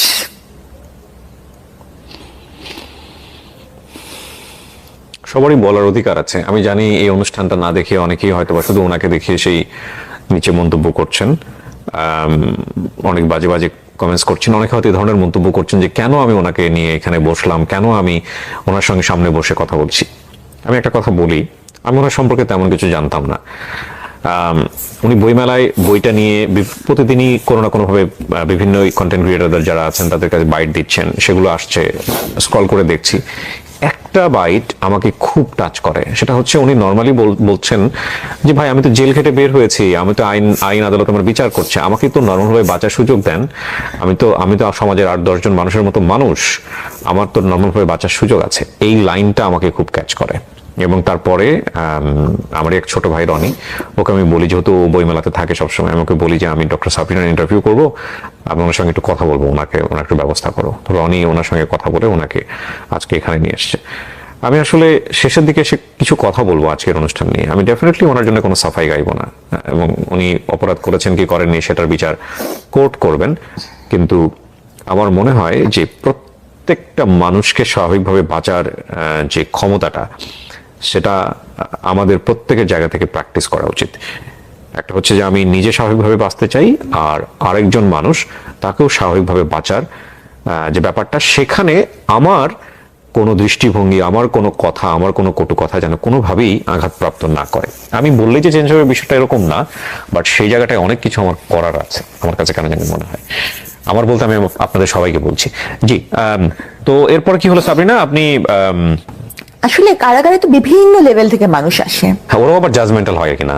ও হ্যাঁ, ওরা তো কিছুটা প্রথম দিকে তো যথেষ্টই ছিল যে, আর এমনিতে হচ্ছে কারাগারে যেসব মানুষ আসে, মানে দেখা যায় যে বেশিরভাগই মাদক মামলা নিয়ে আসেন, এবং তাদের সাথে তো আমাদের কিছু ডিফারেন্স আছেই। হ্যাঁ, তো তারা তো কটাক্ষ করতো, উপহাস করতো। আপনার লেভেলের ওখানে কেউ কাউকে পান নাই? যে হ্যাঁ, আছে আছে আছে, কেউ কেউ অপরাধ করে এসেছে, স্বীকার করেছে যেটা করেছি। যেমন যে তার মানে যে নিজের চোখে প্রত্যক্ষ করেছে যে তার ছেলের সাথে এরকম ঘটছে, তারপর কি সে মেরে ফেলেছে? তাকে মেরে ফেলেছে, সে নিজে স্বীকার করেছে এটা। মানে তার ছেলেকে করা হচ্ছিল, তারপরে সে খুন করেছে তাকে? হ্যাঁ।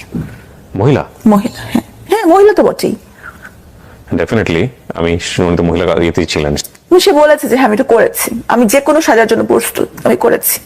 তার মামলাটা চলমান আছে, তার এখনো রায় হয়নি, কিন্তু সে জেলে আছে। তো সে নিজেই আমাকে ঘটনাটা বলেছে। সে খুব কম বলে, এবং তার বাচ্চার সাথে যে এই ঘটনাটা ঘটেছে, সে কিন্তু এটা কাউকে বলেনি। কে করেছে এই কাজটা? তারই সে একটা সে গাজার মামলার ব্যবসার সাথে জড়িয়ে গিয়েছিল, সেটাও কিন্তু ফর সার্ভাইভাল, কারণ তার স্বামীর সাথে তার ডিভোর্স হয়ে গেছে। ওকে ওকে। তো যার সাথে সে ব্যবসা করতো, তার পার্টনার, ও সেই পার্টনারই কাজটা করেছে? হ্যাঁ, এবং সে জানতো না, পার্টনারটা হচ্ছে খুবই জেন্টল একজন মানুষ ছিল। তো তখন সেটা দেখলো, মানে সে নিতে পারছিল না, এবং যখন এবং সে কিন্তু কাউকে বলে নাই এই ঘটনাটা, কারণ তার বাচ্চার ভবিষ্যৎ যদি নষ্ট হয়। সে জেলে ঢুকে বসে আছে। হ্যাঁ, সে কাউকে বলে নাই যে আমার বাচ্চার সাথে এরকম ঘটনা ঘটেছে। তো তার কথা থেকে সামনে আনা উচিত না? Definitely every coin has to side.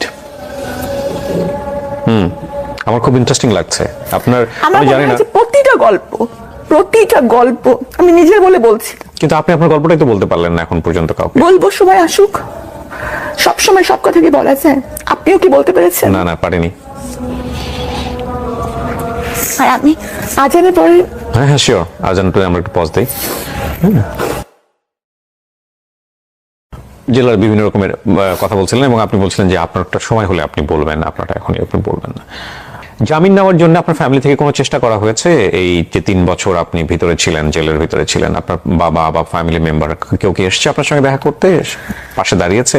আমি তো আগেই বলেছি যে আমার ফ্যামিলির কেউই বাংলাদেশে থাকে না, আর যারা বাংলাদেশে থাকে না তারা কিন্তু এই বিষয়গুলো খুব একটা ভালো বোঝে না। আর আমার বাবা যদিও অতিরিক্ত সচিব ছিলেন, উনিও কিন্তু এই ব্যাপারগুলো ভালো মতো হ্যান্ডেল করতে পারছিলেন না। ভালো উকিল বা উনি চেষ্টা করছিলেন নাকি ওনার জায়গা থেকে অনাগ্রহ ছিল? না, ওনার জায়গা থেকে অনাগ্রহ ছিল না, প্রচন্ড আগ্রহী ছিল। মানে উনি বেশিরভাগ সময় জায়নামাজেই বসে থাকতেন। হ্যাঁ, কিন্তু কিভাবে করতে হবে বা কোন ওয়েতে যেতে হবে, আর মানে উনি একটা বয়স্ক মানুষ, ওনার বয়স হচ্ছে 79 এরকম। তাহলে উনি কোথায় যাবেন, কি করবেন, কার কাছে যাবেন? আমার তো কোনো ভাই নাই, তো মামলাটা ভালো মতন হ্যান্ডেলও আসলে করা হয়নি। যে প্রকাশনী থেকে প্রকাশ পেয়েছে ওনারা যোগাযোগ করেছিলেন আপনার সঙ্গে যে আমরা বই বের করতে চাই? আর আমার এডিটর যিনি, আহমদ পাবলিশিং হাউস, জি, আমার যিনি এডিটর উনিও মারাত্মক ভালো একজন এডিটর। কতগুলো বিক্রি হয়েছে এখন পর্যন্ত? আজকে আমি রেকর্ড করছি, এই ডেটটা বলছি, 15ই ফেব্রুয়ারি পর্যন্ত। আমি খুব দ্রুত এই ভিডিওটা পাবলিশ করব। হ্যাঁ, আচ্ছা, প্রথম 6 দিনের মধ্যে বইটা এসেছিল 4 তারিখে, 4, 5, 6, 7, 8, 9 তারিখের মধ্যে বইয়ের 1000 প্রথম মুদ্রণের 1000 কপি শেষ হয়ে গেছে। ওকে। হ্যাঁ, তো উনি আমার প্রকাশক যিনি, উনি এটার জন্য প্রস্তুত ছিলেন না আসলে, সত্যি কথা। আমি নতুন প্রস্তুত ছিলেন না, তো শেষ হয়ে যাওয়ার পর উনি মুদ্রণে গিয়েছেন। যখন মানে মাত্র 25টা কপি বাকি ছিল, তখন উনি আবার সেকেন্ড মুদ্রণে গেছেন। এর জন্য মাঝখানে 3 দিনের না, 2.5 দিনের গ্যাপ। 2.5 দিন? হ্যাঁ, 2.5 দিনের গ্যাপ ছিল। তো পরে হচ্ছে যে আবার বইয়ের মুদ্রণ চলে এসেছে, দ্বিতীয় মুদ্রণ। অনেকে মনে করতে পারেন যে এই বইটা প্রমোশন করার জন্য আমি ভিডিওটা করছি। নো, ডেফিনেটলি না। এই বইটা এমনিতেই বইমেলাতে হট কেক। হ্যাঁ, সো এটা প্রমোশন করার কিছু নাই। ডক্টর সাবরিনা বই কোথায় পাওয়া যায়, বইমেলাতে গিয়ে আপনারা বললেই দিয়ে দিবে। আর হ্যাঁ, ডেফিনেটলি আমি প্রমোশন করি, বাট আমি কোনো বইয়ের প্রমোশন এখন পর্যন্ত করিনি। আচ্ছা, সো সাবরিনা, আপনি 3 বছর পর যে জামিনটা পেলেন, এটা সরকার থেকে আপনাকে জামিন দেওয়া হলো, এবং বের হওয়ার পরে আপনি জীবনটাকে কিভাবে দেখলেন 3 বছর পর? যখন আপনি এখন তো নিয়মিত হাজিরা দিতে হয় ডেফিনেটলি। বের হয়েছেন কত সালে? আপনি কবে বের হয়েছেন? আমার 8 মাস হয়েছে। 8 মাস হয়েছে। বের হওয়ার পরে আপনি কি পেলেন, কোথায় গেলেন? বের হওয়ার পর আমি আমার আব্বাকে বললাম, আব্বা তুমি কি আমাকে বাকি জীবনটা খাওয়াতে পারবা? তখন আব্বা বলে হ্যাঁ পারবো। তখন আমি ধরে নিলাম যে আমি আর কিছু করব না। হ্যাঁ, আমি বেশিরভাগ সময় যা করব, চেম্বার করি বা আমি লেখালেখি করি বা আমি আইন পড়ছি, কোনোটাই টাকা উপার্জনের জন্য হবে না। কারণ আমার আব্বা বলছে আব্বা আমাকে মোটামুটি খাওয়াতে পারবে। আর গয়নাগাটি আমি কখনোই পড়ি না, তাহলে আমার জীবনে খুব বেশি চাহিদা আগেও ছিল না, এখনো নাই। আমি কারাগারের মহিলাদের কিছু কথা দিয়ে এসেছি যে তাদের জন্য আমি কিছু করব। কারণ কি, আমি নিজে টের পেয়েছি যে মামলাটা যদি সঠিকভাবে হ্যান্ডেল না করা হয় তাহলে কতটা ভুগতে হয়। এবং অনেকেই আছেন যাদের মামলাটা যদি একটু প্রপার ওয়েতে হ্যান্ডেল করা যায়, তাহলে কিন্তু মামলা থেকে এটা খুব ভালো রেজাল্ট আসা সম্ভব। এটা চিন্তা করে প্রথমে আমি LLB তে ভর্তি হয়েছি। আমি একদম বের হওয়ার পরপরই সেশন ধরেছি, এবং আমার কাছে মনে হয়েছে যে একজন আইনজীবী চাইলে তার মানে ক্লায়েন্টের জীবন, মান সম্মান, ভবিষ্যৎ সবই তো আল্লাহর হাতে, কিন্তু উনি চাইলে এটা করতে পারেন, সংরক্ষণ করতে পারেন। তো আমি নিজে LLB তে ভর্তি হয়েছি, এবং আমার ইচ্ছা যে ওই বন্দীদের জন্য কিছু করা। কারণ আমি বের হওয়ার সময় আমাকে বলছে যে আমাদের জন্য কিছু কইরো, আমাদের কেউ নাই। কারণ চিন্তা করেন, একটা মহিলা মানুষ 12টা বছর ধরে জেল খাচ্ছে, তার হাজবেন্ড বিয়ে করে চলে গেছে, তার বাবা মা মরে গেছে, তার ভাই তার ফোনে তার গলা শুনলে ফোন রেখে দেয়, তার ছেলে মেয়ের সংসারে তার ঠাঁই নেই, সে কই যাবে? আমার তো তাও আল্লাহর কাছে শুকরিয়া, বাবা মা আছে, ওরা কই যাবে? আর আমি যেভাবে পদে পদে হিউমিলিয়েশনের শিকার হচ্ছি, তাদের কি অবস্থা? তারা যে লেভেল থেকে এসেছে তাদের তো আরো বেশি কঠিন অবস্থা, তারা কি করবে? তো আমার যেটা মনে হয়, সাবরিনা যেমন একটা বন্দীদের প্রতিনিধি, সাবরিনা সাজা খেতে বের হয়েছে, সাবরিনাকেও বাঁচতে দেন। অন্য বন্দীরাও যদি সংশোধিত হয়ে বাঁচে তাহলে তাদেরকেও বাঁচতে দেন। I admit this line. অবশ্যই বাঁচতে দেওয়া উচিত, সম্মানের সাথে বাঁচতে দেওয়া উচিত। দেখুন, পৃথিবীতে আমরা কেউই ফেরেশতা হয়ে দুনিয়াতে আসেন, ইনক্লুডিং মি। আমি আমার কথা বলছি, যারা এই অনুষ্ঠানটা দেখছেন অনেকেই আপনারা জাজমেন্টাল হবেন, আমি জানি ডেফিনেটলি হবেন, কিন্তু জাজমেন্টাল হওয়ার আগে আঙ্গুলটা নিজের দিকে দেন। আপনি জানেন, আল্লাহ জানে যে আপনার জীবনে পাপ কত, আপনার জীবনে কত ভয়ঙ্কর ভয়ঙ্কর গুনাহ আছে, যেটা হয়তো আপনি শুধু জানেন এবং আপনার সৃষ্টিকর্তা জানেন। সুতরাং এত পাপ নিয়ে, এত ভুল নিয়ে আরেকজন মানুষের দিকে অন্তত পক্ষে আপনি সেই কাজটা বা সেই আঙ্গুলটা তুলেন না যেটা তাকে স্বাভাবিক জীবন দিবে না। আমি একটা কথা আমি বলতে চাই, সেটা হচ্ছে যে যখন প্রথমেই মানুষ আমার সাথে নেতিবাচক বলে, তারা কিন্তু প্রথমে আমাকে চেনে না, ব্যক্তিগতভাবে চেনে না। তারা কেন আমাকে খারাপ ভাবে যে একটা মহামারীর সময় একটা খুবই সেন্সিটিভ মামলার সাথে আমার সম্পৃক্ততা ছিল, এই জন্যই এই প্রতারণার প্রতি তাদের সেই এটা, তাই না? কারণ তারা তো ব্যক্তিগতভাবে আমাকে চেনে না, বা আমি এটা করতে পারবো কি পারবো না এটা কিন্তু আমার কলিগ বা ফ্রেন্ডসরা জানে যে সাবিনা এটা করতে পারে না, কিন্তু ওনারা কিন্তু জানে না। তো ওনারা মনে করে যে এই এত বড় একটা অপরাধের জন্য ওনারা আমাকে অপছন্দ করে, এবং তাদের এই অপরাধের প্রতি যে একটা ঘৃণা, এটা যদি সব ধরনের অপরাধ, যেমন ধর্ষণ, ব্যভিচার, তারপর হচ্ছে খুন, রাহাজানি, এই সবগুলোর প্রতি যাদের এই ঘৃণাটা থাকে, তাহলে আপনি চিন্তা করেন সমাজে কিন্তু অপরাধ অনেক কমে যাবে। কিন্তু কিন্তু কারো যদি ওই এটা থাকে যে না, সাবিনা দোষী হোক নির্দোষ, সাবিনাকে পছন্দ করি না, তারা কোনো লজিকই শুনবে না, তাহলে কিন্তু তারা কোনো লজিক শুনবে না। সাবিনা তখন সাবিনার ব্যক্তি জীবন, সাবিনা কি কালার লিপস্টিক দিল, এইটা আমার বইয়ের ব্যাপারও তাই হয়েছে।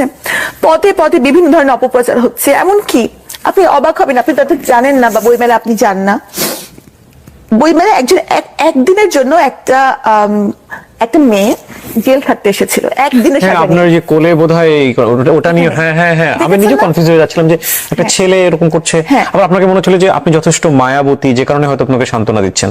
কি হয়েছে ঘটনাটা বলেন, তুমি বলেছো না বোধহয়? হ্যাঁ বলেছি। ওই মেয়েটা একটু মানে খেলোয়াড়, আচ্ছা আচ্ছা, খেলোয়াড় মেয়েটা, এবং খেলোয়াড় মেয়েরা ওদের ড্রেস আপটা একটু অন্যরকম হয়, এবং একটু ফিজিক্যাল এটা একটু অন্যরকম হয়ে যায়, ছেলেদের ড্রেস পরে বয় কাট চুল। ওকে। তো সে একদিনের সাজা নিয়ে একটু মারামারি মামলায় জেলখানে এসেছিল। আচ্ছা। তো স্বাভাবিকভাবে মানে একটা ড্রেস দিয়ে কিন্তু একটা মেয়েকে জাজ করা হয়, অন্তত বাংলাদেশে। হ্যাঁ। তো সে আসার পরে সব অন্যান্য বন্দীরা তাকে একেবারে খুব করা শুরু করলো, মানে তার প্রতি একটা মানে বাজে একটা যে সেটা মেয়ের পোশাক। আচ্ছা আচ্ছা আচ্ছা। তো সে এসে ঠিক বুঝতে পারছে না যে খাবো কি, খাবারও ধরে নাই সে, মানে খাবার ধরার কিন্তু একটা সিস্টেম আছে ওখানে, যে সময় খাবারটা ডিস্ট্রিবিউট করা হয় ওই সময় কিন্তু আপনাকে ওই আপনার একটা টিনের থালা বাটি থাকবে, সেখানে আপনি খাবারটা নিতে হবে। আপনি যদি না নেন তারপর কিন্তু বাকি সময়টা আপনার কিন্তু কোনো খাবার নাই। আচ্ছা, মানে খাইলে খাও, না খাইলে না খাও। না, খাবার সবাই নেয়, কারণ ওখানে কিন্তু এমন না যে আমি দোকানে গেলাম আর খাবার কিনে চলে আসলাম যখন তখন, তার তো না। তো সে খাবার ধরতে বুঝতে পারেনি, আর অন্য বন্দীরা তাকে সাহায্য করছে না। আচ্ছা। তো সেই সে খেলে বাসায় ফিরছিল, ওই সময় সে তার সাজা হয়েছে, সে জেলে চলে আসছে। ওই সময়টুকুকে এই কারাগারে পর্যন্ত প্রায় 24 ঘন্টা সে না খেয়ে আছে। আচ্ছা। সে কাঁদছিল। তা আমি তাকে যখন কয়েদি রুমে ডেকে নিয়ে আসলাম, তো কয়েদি রুমেও তেমন কোনো খাবার নাই, আমার কাছে ছিল একটু মুড়ি আর 2টা কলা, ওকে আমি দিলাম।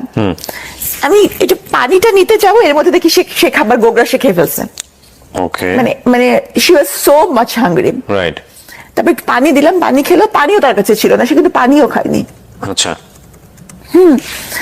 তো ওই যে সেটা কৃতজ্ঞতা বোধ, এটা কিন্তু নর্মাল মানুষ রিয়েলাইজ করতে পারবে না। মানুষ ভাবে যে একবেলা না খেলে কি হয়, কিন্তু ওই মানে ওইখানে একটা অ্যাটমসফিয়ার, কারাগারের একটা ভয়ানক অ্যাটমসফিয়ারে এরকম একটা জিনিস কিন্তু মনে রেখেছে, সে কৃতজ্ঞ। যদিও আমরা বেশিরভাগ মানুষই কৃতজ্ঞ না। মানে কোরআন শরীফেও আল্লাহ বলেছেন এত নিদর্শন দেখার পরেও তবুও কি তারা কৃতজ্ঞ হবে না, কৃতজ্ঞতা প্রকাশ করবে না। হ্যাঁ। তো তার মানে মানুষের মধ্যে বেসিক এটাই হচ্ছে কৃতজ্ঞ।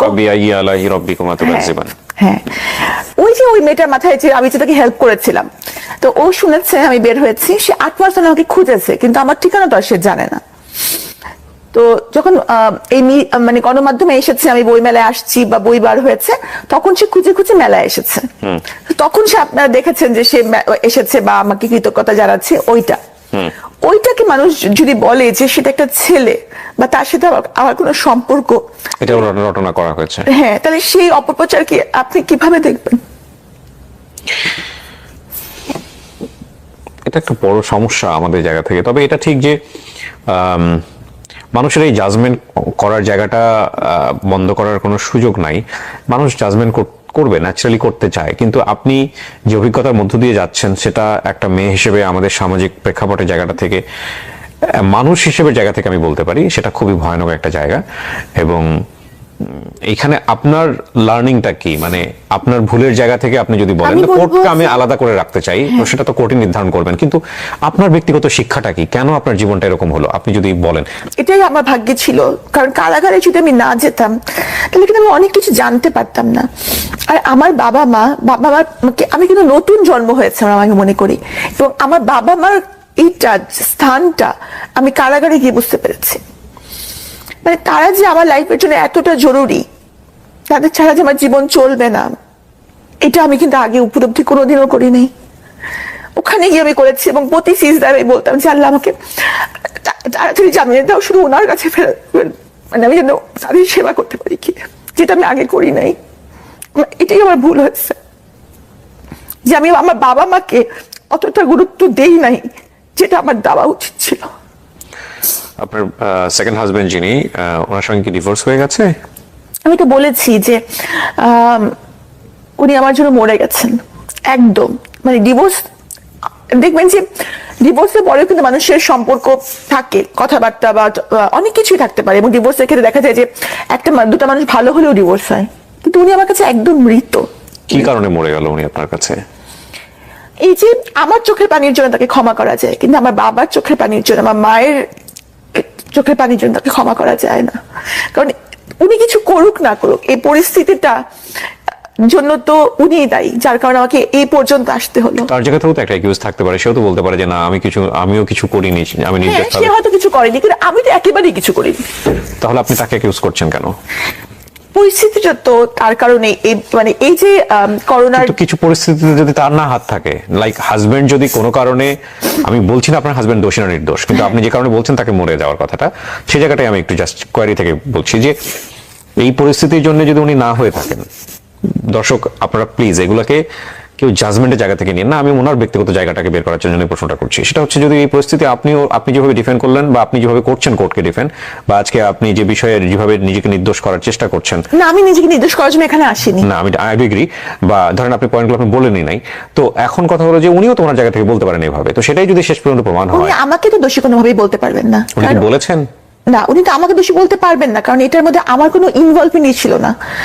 আর আরেকটা ব্যাপার হচ্ছে যে আমি তো এটা বলিনি যে, কিন্তু পরিস্থিতিটা তো উনার কারণেই তো এটার মধ্যে আমার সম্পৃক্ততা, না হলে তো এটার মধ্যে আমার সম্পৃক্ততার কোনো বিষয় নাই। না, কিন্তু হাজবেন্ড যদি বিপদে পড়েন, হাজবেন্ড যদি বিপদে পড়েন, সেই বিপদটা যদি তার নিজের ক্রিয়েট না করা হয়, ডেফিনেটলি হাজবেন্ডের ফ্যামিলি সেটা সাফার করে, এটাই তো স্বাভাবিক। হ্যাঁ, তো আপনি যদি আপনার হাজবেন্ডকে দোষী না বলেন, তাহলে ওনার কারণে যে আপনার যে সাফারটা হয়েছে সেটা তো আপনাকে অ্যাকসেপ্ট করতে হবে। কিন্তু এই যে 3টা বছর, সেই 3টা বছরে আমার বাবা অসহায়ের মতন উকিল খুঁজেছে, হ্যাঁ, হ্যাঁ। তাদের পরিবার থেকে কোনো সাপোর্ট বা তার কাছ থেকে হ্যাঁ। কোনো সাপোর্ট আসে না। সে যদি আমার হাজবেন্ডই হয়ে থাকতেন, তাহলে কি এই 3-4টা বছরে আমাকে সাপোর্ট করার জন্য উনি কিছু করতেন না? আমার জন্য কে করবে? উনি তো নিজেও জেলে ছিলেন বোধহয়। হ্যাঁ, তো এমনও তো হতে পারে ওর ফ্যামিলির কেউ সাহস পাননি বা কোনোভাবেই আগানোর চেষ্টা করেননি, বিষয়টা তো খুব সেন্সিটিভ হতে পারে। তো কেন? যাই হোক, আপনাদের ইন্টারনালি ভিতরে যেগুলো আছে সেগুলো নিয়ে আমরা নাই বা ঘাটলাম, কিন্তু আপনি বলতে চাচ্ছেন যে so আপনাদের কাগজে কলমে কোনো ডিভোর্স হয়নি? না, ডিভোর্সের কাগজ আমি দিয়েছি আগেই দিয়ে দিয়েছেন। ওকে, আমরা একেবারে শেষের দিকে চলে এসেছি, কিন্তু আমার অনেক বেশি মানে চেষ্টা থেকে গেল আজকের অনুষ্ঠানটা নিয়ে। দেখেন, আমি জানি না আপনি দোষী না নির্দোষ, আমার অনুষ্ঠানে আসলে আপনাকে আমি দোষী নির্দোষ সেটা প্রমাণ করার জন্য ডাকিও নাই। আমিও তাই চাই না। আমি শুধু মনে হয়েছিল যে আপনার সঙ্গে আমি একটু কথা বলতে চাই, একটু আমি শুনতে চাই গল্পটা। ডেফিনেটলি যেহেতু এটা চলমান অবস্থায় রয়েছে, কোর্ট মহামান্য আদালত যে রায় দিবেন সে রায়ের প্রতি আমাদের বিশ্বাস করে সম্মান জানাতে হবে। এবং তবে এটা ঠিক, একটা মানুষ সমাজে জন্মগ্রহণ করার পরে, একটা পরিবারে জন্মগ্রহণ করার পরে, সমাজ থেকে সে নেয়, পরিবার থেকে সে নেয়, রাষ্ট্র থেকে নেয়, তার পেছনে ইনভেস্ট করা হয়। সে একটা মেধা হয়ে সমাজে জন্মগ্রহণ করে এবং তারপরে সমাজকে সে কন্ট্রিবিউট করতে চায়। সেই জায়গাটায় যখন কোনো ব্যত্যয় ঘটে, তাহলে এই যে পুরো ইনভেস্টটা তার পেছনে হলো, এই ইনভেস্টটা তখন অপচয় হয়ে যায়। ডক্টর সাবরিনার মতো মানুষরা যখন কোনোভাবেই বিপদগ্রস্ত হন বা বিপদে পড়েন বা বিপথে যান, হ্যাঁ আমি 3টা শব্দই রাখলাম এখানে, তখন দিন শেষে এটা আমাদের জন্য ক্ষতি। এখানে এটা একটা বিষয় যদি আপনি ব্রডার অ্যাঙ্গেলে চিন্তা করেন, আর দ্বিতীয়ত চিন্তা করার বিষয় আছে যে ব্যক্তি মানুষ হিসেবে যদি আমি চিন্তা করি। দেখুন, ভুল শুদ্ধ সবকিছু মিলিয়ে মানুষ। আমি অপরাধী, আপনি অপরাধী, কারো অপরাধে সাজা হয়, কারো অপরাধে সাজা হয় না, কেউ পাপ করে সাজা পায়, কেউ পাপ করে সাজা পায় না। কিন্তু কোনো মানুষ ওই যে বললো না যে প্রায়শ্চিত্ত করে এসে যদি সে সুন্দরভাবে বাঁচার জন্য সমাজে বাঁচতে চায়, তাহলে আমাদের যে সামাজিক দৃষ্টিভঙ্গির জায়গাটা, যে ও একবার জেল খেটেছে কিংবা ও যে একবার পাপ করেছে, এই যে দৃষ্টিভঙ্গি জায়গাটা থেকে তাকে আন্ডারমিন করা, এটা ভয়ঙ্কর রকম ভাবে অন্যায়, এটা মানবিক জায়গা থেকেও অন্যায়। আমি জানি না কারণ ওনার ফিউচার কি হবে, তবে এই কথাটাকে আমরা নিয়ে আজকের অনুষ্ঠানটা শেষ করতে চাই। এটা অবশ্যই তাকে সুন্দরভাবে বাঁচার রাইট দিতে হবে, রেসপেক্টের সাথে। 8-10টা মানুষ যেভাবে পায়, তার রাষ্ট্রীয় অধিকার, ধর্মীয় অধিকারও, ঠিক আছে। এবং যদি সে অনুতপ্ত হয়, যদি সে প্রায়শ্চিত্ত করে এবং যদি তার সাজা হয়, হওয়ার পরে। আর যদি ভুলবশত, উনি যে কেসগুলো বলেছেন, ভুলবশত কাউকে পেনালাইজ করা হয়ে থাকে বা ভুলবশত কাউকে সাজা দেওয়া হয়ে থাকে, তাহলে এটার যে ক্ষতিপূরণ, এটার ক্ষতিপূরণ মনে হয় না দিন শেষে কেউ দিতে পারে। অসময় নামে একটা ছবি রিসেন্টলি দেখলাম, আপনারা হয়তো দেখেছেন, এটা অমির ছবি, এবং দিন শেষে এরকম পুরো ছবি শেষে এরকম একটা প্রশ্ন দিয়ে ছবিটা শেষ হয়। তো এগুলো আসলে আমাদের হয়তো একটা সময় অ্যাড্রেস করতে হবে, কারণ এটাও তো অপূরণীয় ক্ষতি একটা মানুষের জন্য। উনি কি পারবেন? যদি, আমি বলছি না ওনার বিচার কি হবে, বাট যদি শেষ পর্যন্ত ধরেন ওনার চাকরিতে উনি বহালি হলো, ওনার সবকিছু উনি রিটার্ন পেলো, উনি অপরাধ প্রমাণিত হলো, ওনার জীবন থেকে যে বছর চলে গেছে, ওনার জীবন থেকে যে মোটিভেশন গুলো চলে গেছে, ওনার জীবনের সবচেয়ে গোল্ডেন টাইম গুলো যে চলে গেছে, এগুলো কি কেউ ওনাকে রিটার্ন দিতে পারবে? বা যার ক্ষেত্রে হয় তাদের কি আমরা রিটার্ন দিতে পারি না। সো এই অপূরণীয় ক্ষতির ভ্যালুটা কি? হ্যাঁ, হয়তো ওনাকে বেতন দেওয়া হবে, সেটা হয় সরকারি চাকরিজীবীদের ক্ষেত্রে, পুরা সমস্ত বেতন দেওয়া হবে, কিন্তু যে সম্মান, যে হানি, যে কষ্টটা সম্মান হানিকর অবস্থায় যেটা ফেস করতে হয়, উনি যাদের কথা বলেছেন এই বইয়ের মধ্যে, তারা যদি এরকম ফেস করে থাকেন, সেটা তাদেরকে কে ফিরিয়ে দেবে? খুব কঠিন কিন্তু। এবং সেই জায়গাটায় অন্তত সেই কাতারে আপনি নিজেকে সামিল করেন না, কারণ বিচারকের ক্ষমতা একমাত্র আল্লাহর, আর রাষ্ট্রীয়ভাবে তো রাষ্ট্রের নির্দিষ্ট একটা কাঠামো আছে, সুতরাং আমরা জাজমেন্টাল না হই, এটা হচ্ছে বিষয়। Sabina, thank you so much, আমার ভালো লেগেছে আপনার সঙ্গে বসে। হ্যাঁ, আপনি সারা জীবন এরকম মানবিক থাকেন, যতটুকু ভাবে নর্মাল লাইফ লিড করবেন, প্রায়শ্চিত্ত যদি করা হয়, ওই নর্মাল লাইফটুকুর প্রতি আমার জায়গা থেকে সবসময় আপনার প্রতি রেসপেক্ট থাকবে। কিন্তু আমারই হচ্ছে সব বন্দিনীদেরকে বাঁচতে দেন। এই বন্দিনী বইটা যখন মানুষ পড়বে, তখন জানবে যে কিছু কিছু মানুষ অনেক কষ্টে আছে, তাদের জন্য কিছু করার সুযোগ আছে। আমার তো বাবা মা আল্লাহর রহমতে আছে, তাদের কেউ নেই।